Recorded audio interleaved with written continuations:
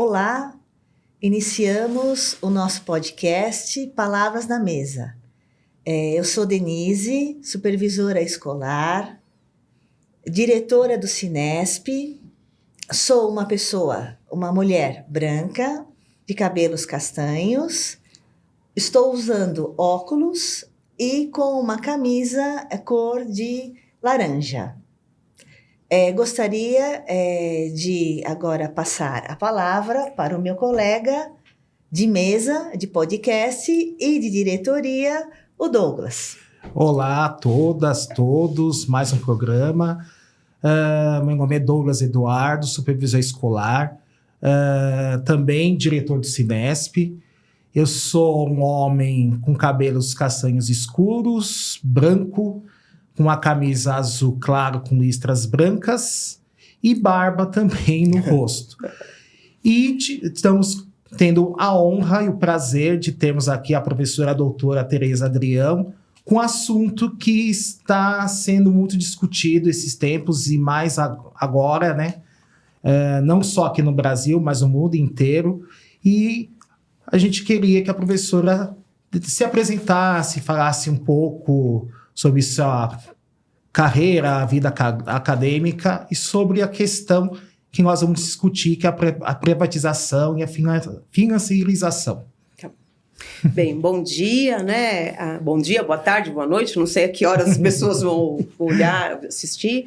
Enfim, eu sou Tereza Adrião, sou professora da Unicamp, coordeno o Grupo de Estudos e Pesquisas em Política Educacional, que é o GREP, e uma rede de investigadores e investigadoras sobre e contra os processos de privatização em países da América Latina e de África, que se chama, a sigla é RELAP.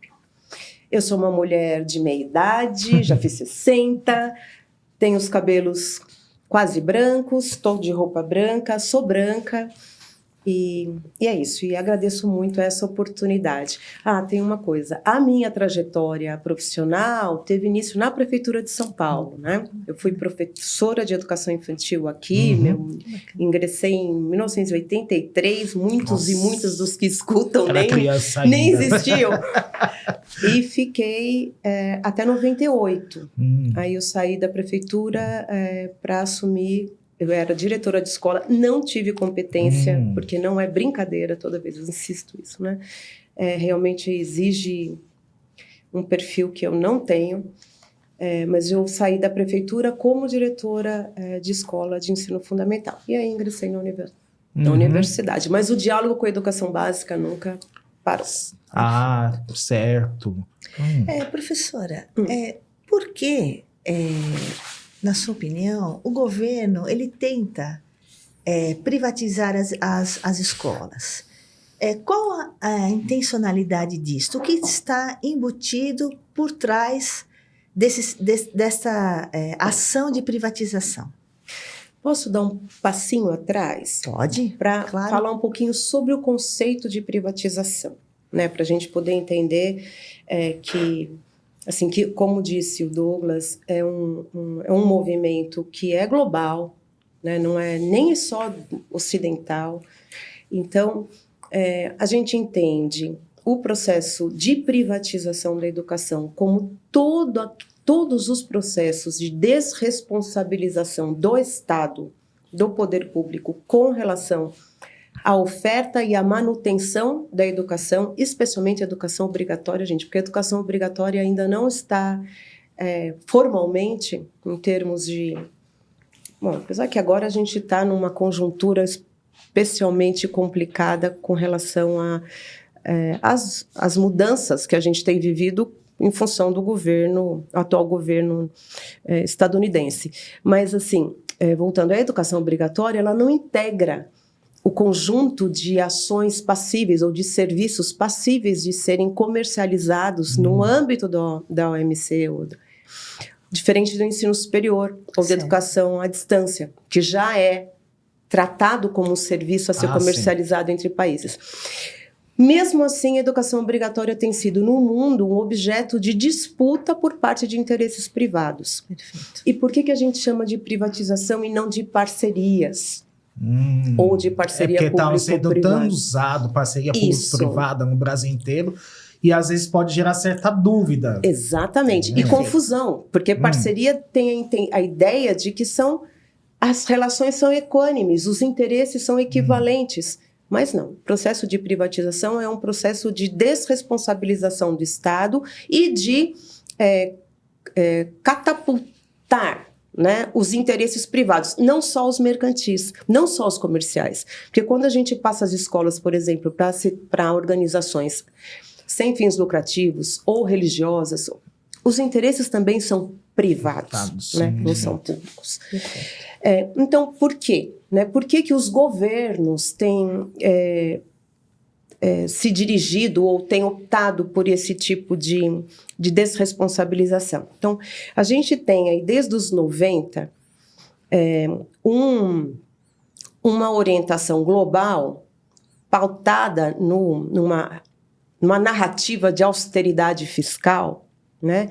Mas assentada nos princípios do neoliberalismo. Eu acho que isso todo mundo, né, os nossos profissionais de educação e de educação básica certamente entendem, que significam, em linhas gerais, menos Estado e mais delegação das responsabilidades pelo cumprimento dos direitos ao setor privado. Então, o neoliberalismo construiu uma trajetória, um arcabouço, na verdade, que justifica e justificou esses processos, essas transferências, esses processos diferentes de privatização. No Brasil, isso chegou mais tarde, né? Não chegou nos 90. Sim. Ainda que a gente tivesse alterações no campo da legislação lá em 98, já com o plano diretor, da reforma da Previdência do Estado. Mas, efetivamente, a educação obrigatória ela passou a ser transferida para o setor privado nos 2000. Né? Então, teve aí a gente tem um delay com relação. E também não significa diminuição de gasto público. Isso no caso do Brasil, é um aspecto importante para a gente considerar, e aí é importante a gente estudar, e por isso a gente tem que estudar a gente que está na universidade, os estudantes, né, que estão se formando, e quem está na educação básica, entender o modelo de financiamento e participar dos conselhos de acompanhamento do Fundeb, no caso, certo. Porque se trata de disputa pelo fundo público. Né? Então, se a gente pegar no caso do Brasil, agora só estou falando do modelo brasileiro, né? O orçamento público, especialmente dos municípios, que são os responsáveis pela educação básica, né? Onde tem dinheiro? Na educação, por força da vinculação. E na saúde também, mas a saúde tem outro modelo, porque a saúde tem o setor privado já dentro, né? Em certo sentido, apesar do SUS, mas... As OS, né? As organizações sociais envolvidas. Isso. E também, o setor privado, o hospital privado recebe pelo SUS, atendendo no setor privado. Isso está começando a entrar agora na educação. Nós não tínhamos isso. E, na verdade, a gente tem uma vedação. Não pode usar recurso de manutenção e desenvolvimento de ensino para a escola privada. Só a escola sem fins lucrativos. Então, nos municípios muito pequenos e nos pequenos, e a gente está terminando uma pesquisa bem grande sobre isso, mapeando o processo de privatização em todo o estado de São Paulo, que envolve a capital também. Em breve vai estar concluída, e a professora Teise Garcia, da USP de Ribeirão, que coordena essa pesquisa. A gente tem percebido que os municípios muito pequenos, eles privatizam a educação, especialmente por meio da contratação de programas e projetos e ações para o currículo e para a gestão. A oferta mantém-se basicamente sobre a sua responsabilidade. E é por isso que muitas vezes se justifica que não perdem os recursos do Fundeb. Porque como eles com o Fundeb consideram o número de alunos matriculados na escola pública, então se entende então que o Fundeb ele não diminui?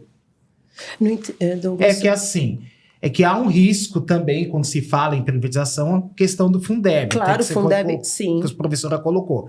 Mas isso pode representar uma diminuição ou uma manutenção dos recursos? Para a educação pública? Isso. O Fundeb, assim como o anterior e o permanente, né, o constitucionalizado, ele permite, né, a gente está falando da dimensão da oferta educacional, né? Sim. Ele permite o pagamento por aluno para organizações privadas que se autodeclarem sem fins lucrativos, porque Certo. é sempre uma autodeclaração, né? Isso. É normativo, enfim. Então, sim, o Fundeb ele pode, e muitas vezes ele tem sido acionado para privatizar a oferta educacional por meio de convênios, por meio dos contratos, envolve setor privado com fins de lucro. Mas a gente está vendo isso também, viu, gente?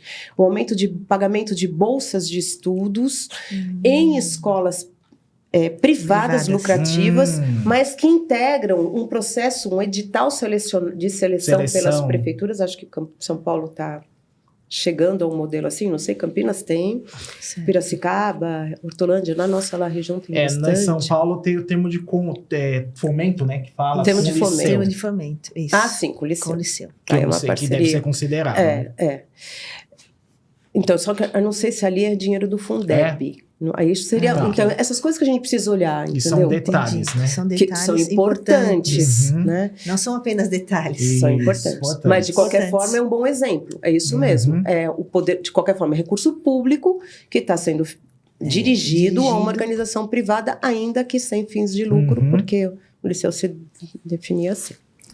Professora, sobre a questão dessa privatização da escola pública, quais as consequências disso, né? O que isso pode ocasionar em, vamos dizer assim, em curto, médio e longo prazo? Então, acho que depende do terreno onde o processo de privatização está sendo instituído. Né? O que a gente tem observado e o que a literatura internacional indica é que os processos de privatização, eles acentuam as desigualdades educacionais. Porque,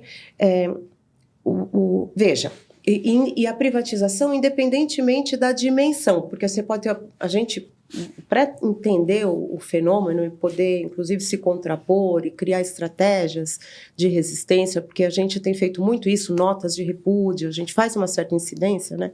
A gente, GREP e RELAP, junto com outros grupos e entidades, né? A gente tenta entender assim, tem processos de privatização da oferta da educação, então é quando a vaga, né, o direito da criança ou do adolescente em acessar a escola é realizado por meio de um ator privado, de uma organização privada, financiado ou não com recurso público. A gente tem processos de privatização do currículo, onde o projeto curricular, ou seja, um projeto de formação dessas novas gerações é pensado, elaborado, instituído. Isso pode se falar do BNCC, talvez? Sim, pode se falar pela BNCC.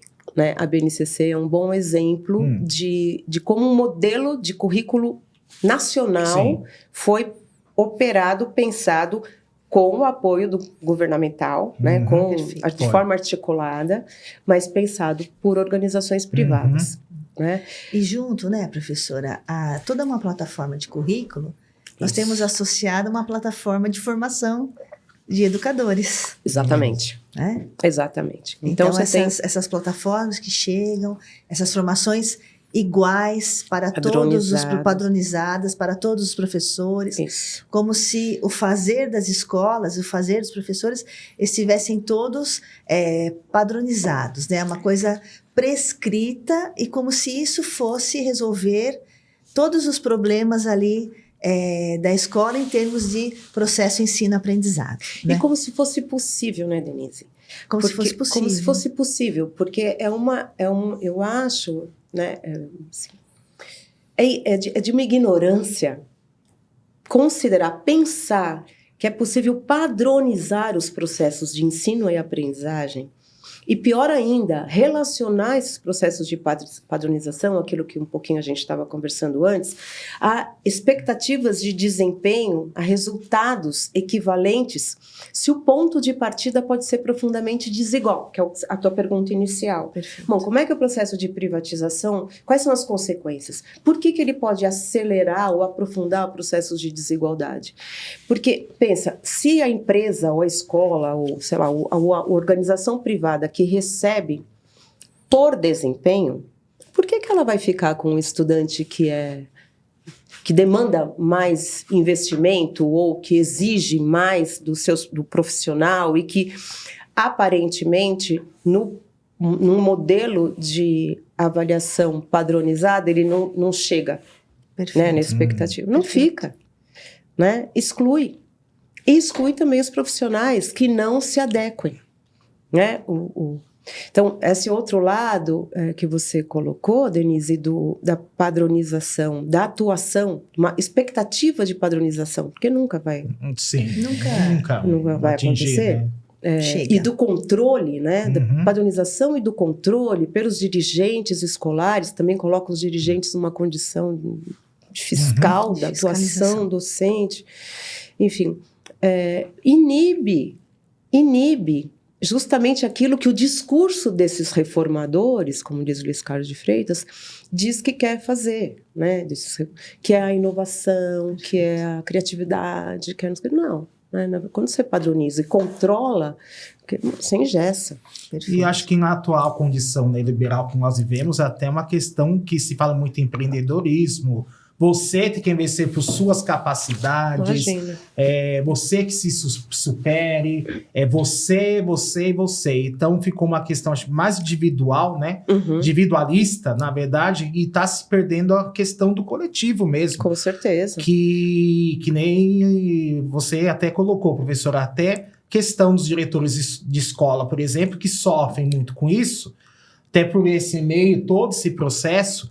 E a gente vê que a própria sociedade está caindo nesse discurso, nessa ideologia, e que não tem nenhuma projeção até na seguridade social no futuro. Porque se você é um empreendedor, vou fazer por mim, assim, CLT é coisa do passado. Então, peraí. É verdade. Então, não sei se isso também tem a ver com esse movimento de privatização na educação. Nesse olhar também, de formar esses futuros profissionais, né? Esses jovens, estudantes, crianças, se isso não pode afetar também até a questão da desigualdade social, até a questão da própria precarização, porque a gente percebe que até depois da reforma trabalhista, parece que vem acontecendo em todos os setores, não só a educação, mas que está tendo risco na educação também, tem essa precarização. Se isso tem a ver também com esse movimento de privatização. Dividindo um pouquinho aqui, né? Porque a gente falou de um monte de coisas. Que a gente vai assim, vai juntando ligando, ideias, claro, e vai conectando, né? Porque estão conectados, né? Acho que você tem toda a razão, Douglas. Mas eu penso em relação às tuas primeiras observações, né? A escola, a educação formal, né? Ela é a instância de formação dessas novas gerações e portanto, de disseminação do que uma determinada sociedade quer para essas pessoas, né? Quais são os valores fundamentais que se deseja e tal. Então, se a gente tem uma escola organizada e estruturada em função do individualismo, do ranqueamento, do faça você mesmo, né? Isso. Seja, enfim, você... Empreendedor de si. Do empreendedor de si, né? Que eu não gosto nem de usar, mas que enfim. É horrível. Que é mas né? Então isso, que sociedade vai se ter? E outra coisa, qual é a função que a escola passa a ter? Então eu não sei hoje... quem está no ensino médio, né, os docentes, os gestores de ensino médio, como é que justificam para essa juventude a relevância, a importância do acesso ao conhecimento formal, da frequência à escola? Porque isso que você está falando, mas por que eu vou fazer? Por que eu tenho que estudar? Não, e ainda, agora eu que estou viajando, Mas a gente tem um debate associado aos processos de privatização, que é a crítica à obrigatoriedade de frequência à escola. Né? A gente tem um projeto de lei aí que começou no governo anterior, governo federal, mas que está tá ali na boca do forno, né? Que é a introdução do homeschooling, da educação domiciliar. Bom, imagino que seria, ou que será, o que pode vir a ser, quer dizer, essa juventude, eu estou falando sempre de juventude, porque eu estou pensando na educação obrigatória, perfeito, né? educação básica. A educação básica para as crianças. Claro que também isso rebate naqueles que não tiveram acesso à escola na idade adequada. Mas é isso, quer dizer, que sociedade a gente vai ter, né? Uma sociedade orientada pelo individualismo, a ideia, né, a falsa ideia de que empreender sempre dá certo, né, que não é verdade. Tem muito, né? E que a escola, portanto, a escolarização formal não é necessária, porque basta você ter iniciativa, basta você ter, enfim, criatividade, basta você ter esforço, vontade, mérito. Isso. Professora, então, nesse bojo todo, como fica o direito à educação? Porque, com certeza, a lógica da privatização, ela afeta principalmente as crianças pobres, das camadas populares. Sim. Né? E como ficaria o direito à educação? Né? É algo, privatização versus, vamos dizer assim, direito à educação. Né? Então, bom, o direito, a gente tem pensado e entendido, tentado analisar os programas operados por organizações privadas, que a gente considera que privatizam a educação, a partir dos 4 As da Catarina Tomaszewski: acessibilidade, aceitabilidade, disponibilidade, que são e mais um que a gente introduziu, a gente não, né, que um autor introduziu e a gente agregou nas nossas análises, que é a accountability, no sentido da transparência do controle social. Perfeito. Porque, parênteses, um outro problema dos processos de privatização é a falta de transparência, tanto dos resultados desses programas, porque muitos dos contratos vedam o acesso público aos resultados dos programas operados pelas organizações, fundações privadas, quanto os próprios recursos públicos destinados. Que, como se trata de organização privada, se quiser abre, se não quiser não abre. Apesar que agora, o ano passado, teve uma alteração importante na LDB, que exige que o acesso a essas informações seja publicizado. Mas, então, de novo, se o que orienta a atuação dessas organizações privadas, ainda que com um discurso de garantia do direito, e eles não garantem o direito à educação, eles dizem que eles garantem o direito à aprendizagem, né, que é diferente do direito à educação. Perfeito. Porque a aprendizagem está correlacionada à medida, né, à mesuração de determinado grau de informação. Né? A educação é muito mais amplo do que isso. Né?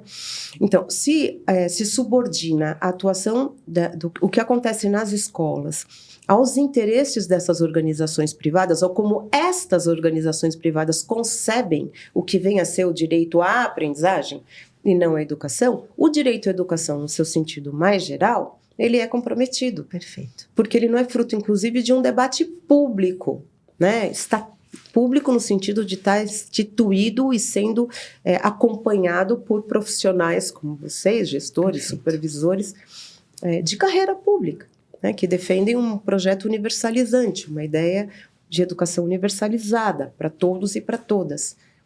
Se é uma organização privada que vai operar, monitorar, implantar o projeto de formação e etc., isso passa que pelo crivo dela. Agora a questão de metas e resultados, né? Tudo foco em metas e resultados. De aprendizagem. De aprendizagem. De aprendizagem. Uhum. Esse é o grande foco. E, professora, você através das suas pesquisas, dos grupos, né? Vocês têm, assim, alguns apontamentos, alguns encaminhamentos de como seria possível reverter esse processo de privatização?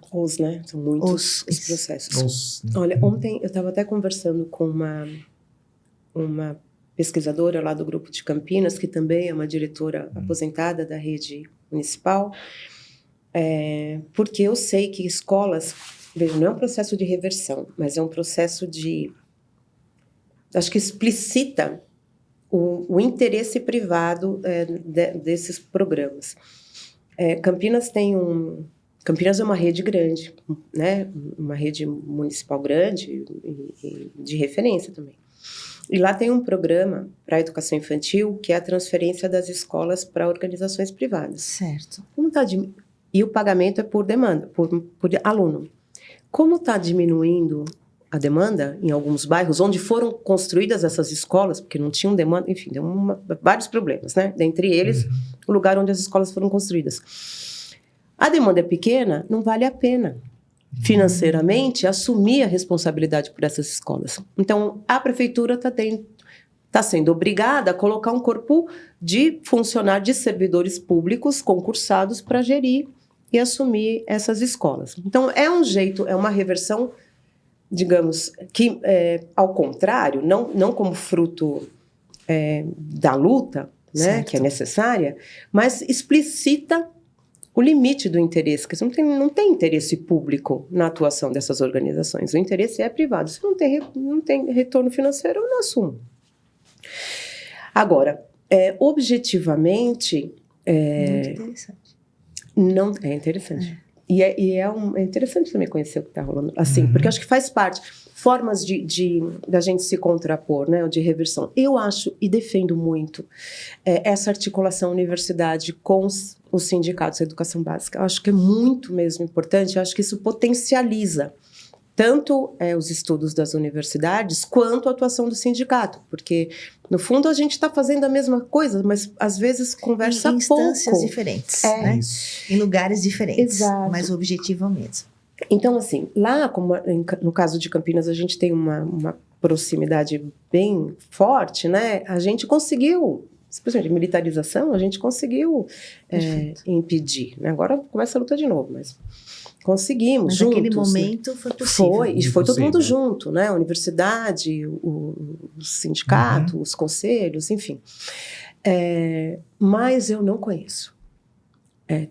Eu conheço processos de impedimento, né? Então, consegue impedir que comece. Mas quando instala, porque muda a lógica. Né? Vamos ver essas parcerias público-privadas, que aí sim é uma parceria público-privada num regime de concessão que o governo do estado de São Paulo vai implantar, esse leilão das escolas. Aquilo é uma PPP, nossa, parceria. Gente, vai mudar a natureza da escola, do que é uma escola pública na maior rede pública da América Latina. E ele conseguiu. Que já tem a questão que, assim, praticamente quem trabalha na rede estadual, por exemplo, se vê muito a questão das plataformas. Inclusive, então... eu já vi casos que o diretor, o único trabalho dele praticamente é monitorar todas as plataformas, se os professores estão aplicando e se está tendo algum desenvolvimento perante os estudantes. Quer dizer, o Estado está chegando nesse ponto de praticamente assim, você não tem uma interação tete a tete, digamos assim, não tem aquela questão do debate mesmo, em grupos, na sala de aula. Parece que está se fugindo muito dessa lógica, da lógica da plataformização, digamos assim, que acho que vai em encontro também dessa questão que aí, tanto que a gente já falou, até da questão da uniformização também do currículo, né? Exatamente. Padronização, controle, né? E cada um na sua, né? Porque também cada pior, professor... Né? Então, também a articulação... Entre a própria equipe, entre né? A equipe. Não tem. É uma... Olha, eu acho que a gente está vivendo um período nas escolas públicas. Gente, e isso não é muito comum, viu? Assim, do Sim. jeito como está acontecendo, a gente tem contatos, né, com outros pesquisadores e também ativistas, né, de outros lugares, assim.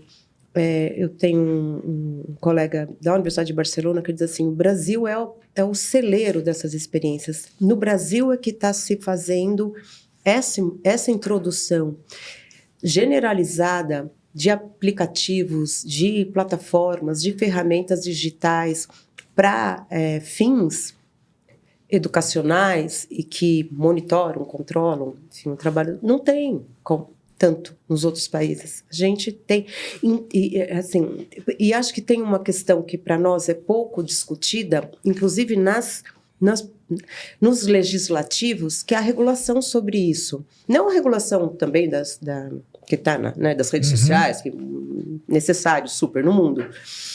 Mas, assim, até que ponto os sistemas públicos de ensino podem introduzir essas ferramentas com tanta frequência, sem nenhum debate público, né? Quer dizer, no fundo, não passa pelo PNLD, não passa... Quem decide o que é, quais são as ferramentas digitais e os conteúdos que estão... Sim. Quem decidiu? É que já tivemos os problemas do último governo para a transição do atual com os livros didáticos mesmo. Sim. Não precisamos ir muito longe, já teve problemas com conteúdo, inclusive. Mas com as plataformas, acho que mais difícil, né? O controle, né? Porque deveria ter o quem controle. tem acesso à plataforma é só o usuário. Sim. Então, ele não é nem público. Perfeito.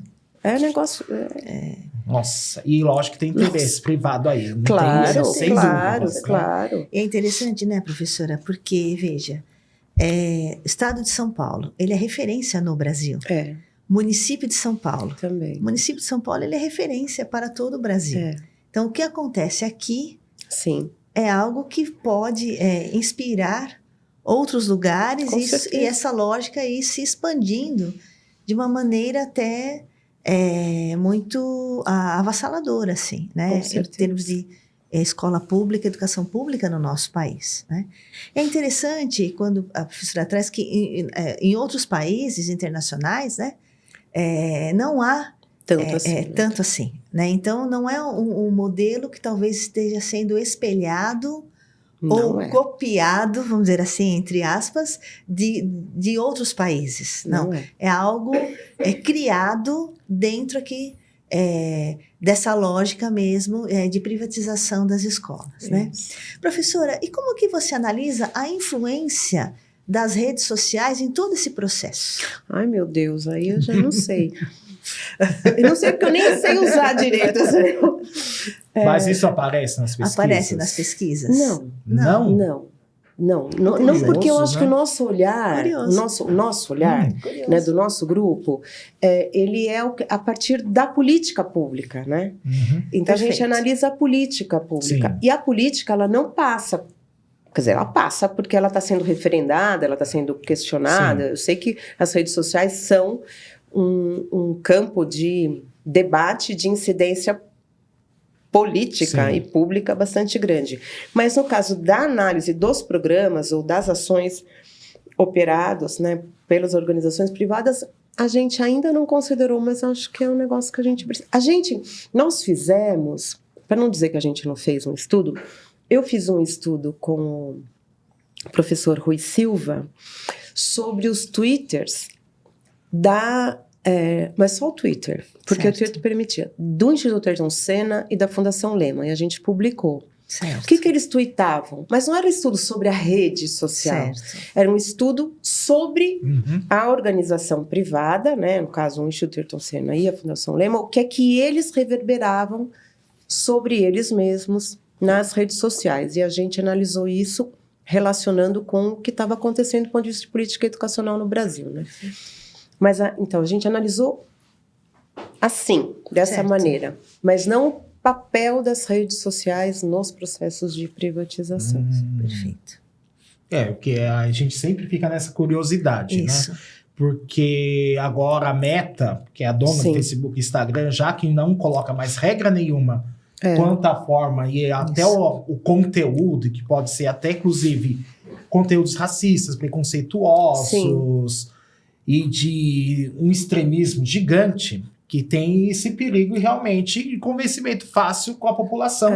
Ainda mais que a gente ainda vive os tempos do WhatsApp, digamos, né? Isso. Tudo WhatsApp. Tudo Que WhatsApp. a maioria da população brasileira, por exemplo, não tem acesso real à internet. Que talvez isso seria um problema. Porque a internet não é só rede social, rede digital, que a gente fala. Ela vai a fundo, até a questão da pesquisa mesmo, a fundo, em sites, portais. Porque muitas vezes a gente pensa assim, nossa, século XXI, a população é bem informada. Mas dá a impressão, não sei se é só impressão, isso está na prática, não sei, a Denise, a professora, que há mais desinformação e às vezes há mais manipulação. Com certeza. Sim. Não, com certeza. Por isso Com a importância certeza, do controle, Do controle. né, da internet, quer dizer, que também é um debate no Congresso, Tem, né? que é importante dizer, o STF está tentando implantar isso. Mas... Agora, sobre a pauta da privatização da educação obrigatória, eu acho que, e é um acho mesmo, um achômetro, uma intuição, ela ainda não é um tema para disputa desses setores nas redes sociais. Eu acho que esses setores mais reacionários, eles têm outras agendas, né? Que são essas que você colocou, né? Quer dizer, a questão do racismo, pautas da de exclusão, costumes, né? Isso. Que é mais a questão assim, homeschooling, por exemplo, ou até a militarização. Militarização. Exatamente. E até a questão religiosa, né? Porque tá voltando a pauta também, questão religiosa, para ter a religião, mas não que a religião que a gente conhece como ensino mais econômico, filosófico, mas infelizmente até questão mesmo, confessional. Cultos nas escolas. O absurdo, né? Os horários de intervalo. Quando eu estudei na educação básica, eu tinha na escola. Na década de 70. Voltamos ao período. Professora, você falou um pouquinho, mas eu gostaria que você aprofundasse nas pesquisas, na sua opinião, como que é possível cobrar do Estado, cobrar as políticas públicas para a defesa da escola pública? Estatal. Isso. Então, acho que, bom, primeiro, eu acho que a gente tem que colocar pública e estatal. Perfeito. Por quê? Ótimo. Porque, por exemplo, as conveniadas eles estão colocando como públicas. Isso as mesmo. escolas de gestão privada, porque o equipamento é público, a estrutura é pública. A gestão é privada. Mas a gestão é privada, não é privada. Perfeito. Né? Então, a primeira coisa, eu acho muito importante, e eu tenho certeza que vocês já fazem e se articulam com quem faz, é ocuparmos os espaços de disputa política no âmbito de cada ente federado, né? Então, por exemplo, a gente está no Fórum Estadual de Educação. Perfeito. E discutindo no âmbito do Fórum Estadual de Educação, querendo ou não, apesar de ser um campo mais progressista, mas faz um contraponto com o Conselho Estadual de Educação, né? Então, estar nos Conselhos Municipais de Educação, estar no Conselho do Acompanhamento do Fundeb é essencial. Tem, né, os sindicatos, especialmente os sindicatos, não sei se na composição do Conselho do Fundeb tem, né? Nossa. Isso e divulgar, né, o que acontece, assim, um podcast, sei lá, mensal. O que aconteceu no Conselho do Fundeb este mês? Perfeito. Porque isso vai criando, formando os educadores e os pais que acompanhar o dinheiro é fundamental. Então, acompanhar o dinheiro público, para onde ele está indo, como é que foi decidido, qual é o resultado desse investimento, eu acho que é o mais importante. E, junto com isso, também, aí mais diretamente relacionado com a luta que vocês estão enfrentando agora, né? Vocês que é a luta de todo o funcionalismo brasileiro, mas certo. Agora está... Especificamente em São Paulo. Que é a questão da precariedade nos processos de contratação. Nessa questão, né, da precarização que está afetando E, assim, não dá para falar nem de exemplos, porque são tantos, mas a gente está percebendo uma precarização, inclusive, dos próprios servidores, diretores, professores, todos funcionários, servidores efetivos, porque pode ocorrer nessa precarização, como já aconteceu com outros setores em que tem em São Paulo, como a saúde, de, assim, ficar a escanteio, por exemplo, ficar um pouco à margem, dependendo Do governo. concorrer ou do governo. Isso pode ocorrer? Pode.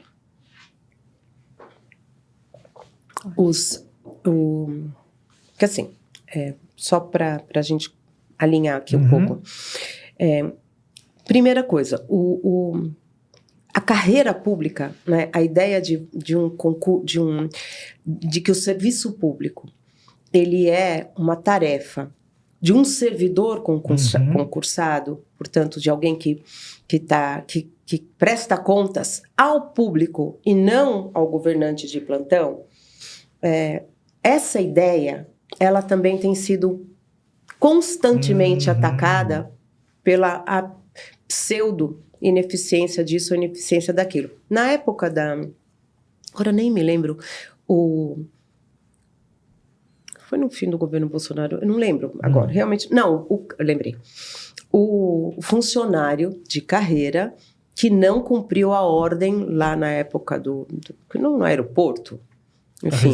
Eu acho que não. Na alfândega, né? E por ele ser um funcionário, eu não vou fazer, e ele pôde dizer, eu não vou fazer, por quê? Porque ele não estava ameaçado por ninguém, então ele estava cumprindo o dever dele. Sim. Né? Então, essa ideia de que o funcionário público deve prestação e deve prestar contas, né? A população, ela está sendo minada pelo discurso, as narrativas, os discursos neoliberais, dizendo que são ineficientes porque são corporativos, porque só pensam em si próprios, porque como não podem ser demitidos, não tem consequências ou não tem responsabilidades últimas sobre seus fins, o que a gente sabe que não é verdade, né? Até porque o funcionário público pode ser demitido. Sim.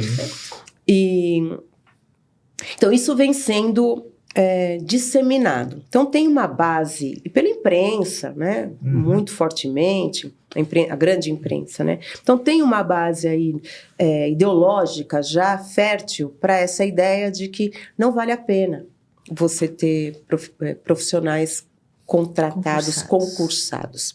E que o funcionário precário, o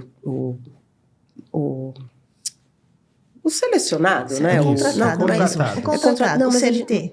O CLT, mas o CLT ainda tem um registro, em carteira. Não é estatutário, mas ele é contratado. Ele tem um registro em carteira. Tem um regime, né? Tem um regime de trabalho.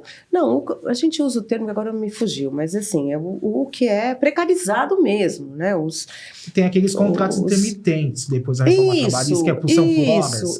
Que é por hora. Como as empresas terceirizadas de cozinha e limpeza nas escolas têm muito disso. Isso tem prefeituras que... Temporários, isso. Temporários. Você tem prefeituras e estados. A gente tem...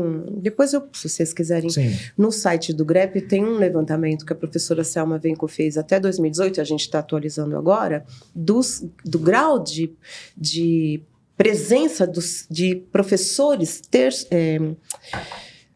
temporários, obrigada. O ato falho, eu nem lembro. De temporários em todas as redes estaduais, né?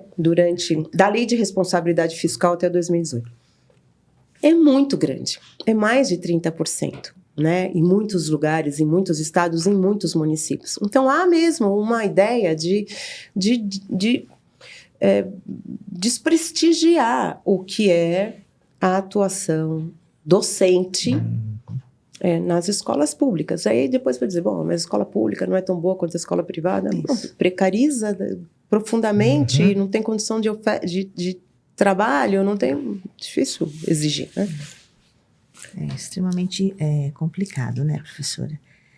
Professora, acho que nós falamos tantas coisas aqui que importantes, né?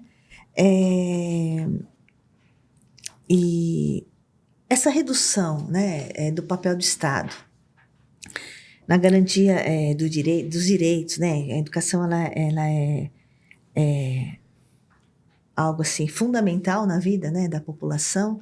E essa questão dessa retirada da responsabilidade do Estado, né? O que deve ser garantido pelo Estado e não é, né? Como serviço importante à população, educação, saúde. O que nós, além de intensificar essas lutas, né?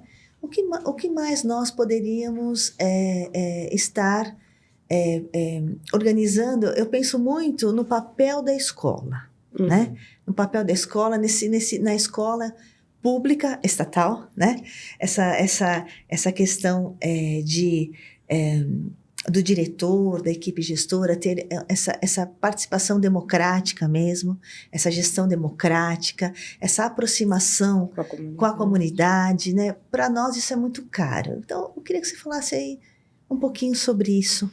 Então, Denise, eu vou falar um pouco retomando historicamente e até numa perspectiva talvez de desejo, né? Porque como a gente falou até agora, né? A maior parte das nossas escolas públicas, elas estão submetidas a uma lógica que é de negação para esses processos, né? Colocar na escola, né, ou nos educadores essa responsabilidade sem articulação coletiva, e aí papel do sindicato, né? Dos sindicatos ou dos grupos de pesquisa, eu fico assim, quase idealista. Perfeito. Né? Claro que você tem escolas que são que você tem equipes constituídas há muitos anos, né? E que são escolas que se sobrepõem e sobrevivem apesar dos governos, por isso é importante você ter carreiras instituídas, né? E a gente deve ter muitos exemplos em São Paulo, com certeza, né? Eu lembro sempre da escola lá do Amorim, por exemplo, né? Imagina o esforço do Amorim para sobreviver. Então, sim, é claro que... E também do ponto de vista legal, se a gente pensar o Plano Nacional de Educação, a questão da gestão democrática, ela é um pilar, né, de organização da educação pública brasileira, deveria ser. E é uma ferramenta para... No âmbito do espaço escolar, né, no micro, digamos, construir alternativas. Eu acho que alternativas de empoderamento, mas, enfim, me faltou a palavra, mas assim, de fazer com que os docentes, articulados com a comunidade e com os gestores, se sintam mais fortes para manter os seus projetos. Mas para isso tem que ter um projeto. Perfeito. Então a escola tem que ter tido condições de pensar o seu projeto, discutir com a comunidade, né, garantir, explicar que, olha, aquela qualidade, ou aquilo que está sendo experimentado, experienciado por aquela escola, é fruto do que aquela comunidade está construindo, a comunidade no sentido, né, educadores e famílias e usuários, enfim, estudantes.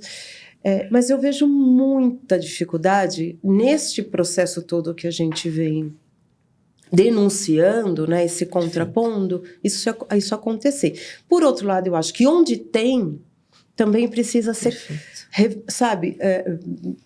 reverberado, assim. As pessoas precisam conhecer, é possível, olha, tem tal experiência, mas são experiências, né? Então, antes da gente começar, eu estava conversando com a colega aqui que me recebeu, lembrando da gestão da Luísa Erundina. Eu trabalhei na gestão da Luísa Erundina, eu era na prefeitura na época, né? Então, assim, o trabalho que a gente fazia nas escolas, e eu dava formação para educação infantil lá na região, na época era o NAI 3, né? Freguesia do Alto. O trabalho que a gente fazia de formação era ir nas escolas e, com a escola, construir o seu projeto pedagógico. É um movimento completamente contrário do que a gente do que está sendo imposto agora, né? Então, era o projeto pedagógico que saía das escolas, por isso eram muito diferentes, diversos. Claro, tinham diretrizes mínimas de garantia dos direitos, mas cada um tinha seu projeto, né? E aí também, acho que eu fui pedagogia na USP, também na década de 80, Não, parar de falar a idade, né? Não sei o que está acontecendo. Mas eu tem uma educadora, e a Lisete Arelado, né, saudosa também, nessa mesma linha, mas o professor Azanha dizia isso, né? Quer dizer, escola, quer dizer, é a escola, são as escolas, né? Quer dizer, cada escola tem o seu projeto, então você não tem como, realmente a gente não tem como efetivamente padronizar o trabalho escolar sem o risco de matar o que é a escola, né? Que é esse ambiente vivo. Então.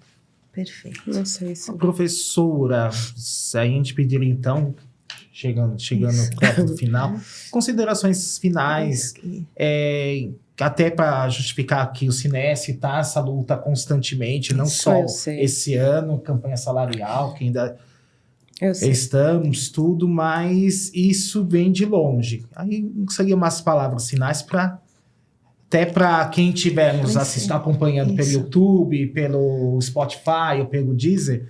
Nossa. E isso tem um alcance aí. Possa também discutir isso também nas escolas, né? Perfeito. Porque talvez isso também não está chegando, ou se chega também isso, acaba sendo truncado, até questão com a comunidade, o conselho de escola, por exemplo. Aí isso aí umas palavras finais para...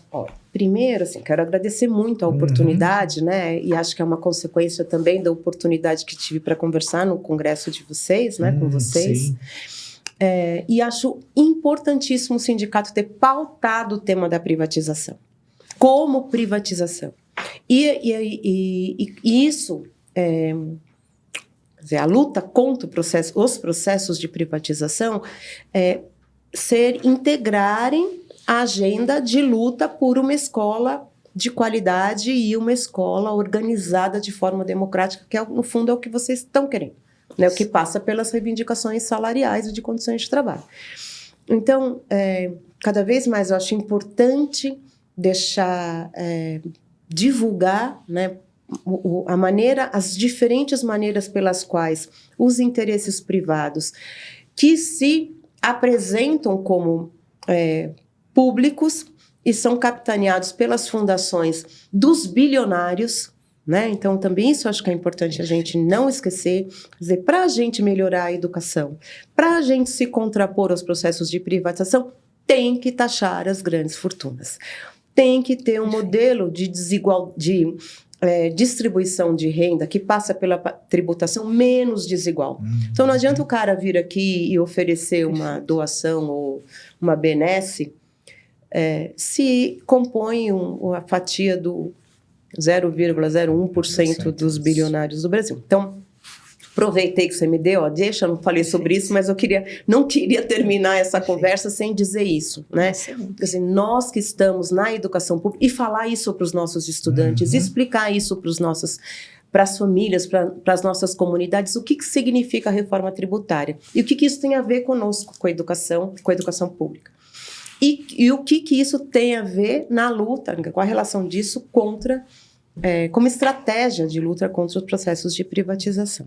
Então, eu queria reafirmar isso, colocar de novo o nosso grupo de pesquisa à disposição de vocês, a Universidade a Unicamp, né, a Faculdade de Educação à disposição de vocês, e muito obrigada pela oportunidade.